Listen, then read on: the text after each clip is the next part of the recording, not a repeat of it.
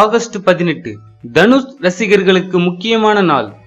வருகிற ஆகஸ்ட் 11ஆம் தேதி வேலையில்லா பட்டதாரி 2 ரிலீஸை தொடர்ந்து ஆகஸ்ட் 18ஆம் தேதியும் தனுஷ் ரசிகர்களுக்கு முக்கியமான நாளாகும். தனுஷின் வேலையில்லா பட்டதாரி 2 படம் வருகிற ஆகஸ்ட் 11ஆம் தேதி அகிலமெங்கும் ரிலீஸ் ஆக இருக்கிறது.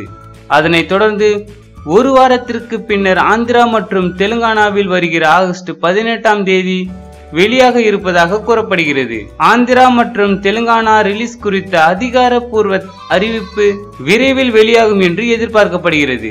சௌந்தர்யா ரஜினிகாந்த் இயக்கியிருக்கும் இப்படத்தில் கஜோல், விவேக் மற்றும் சமுத்திரகனி, சரண்யா பொன்வண்ணன், மோனல் கஜார், ரிஷிகேஷ் உள்ளிட்ட பலரும் முக்கிய கதாபாத்திரத்தில் நடித்திருக்கின்றனர்.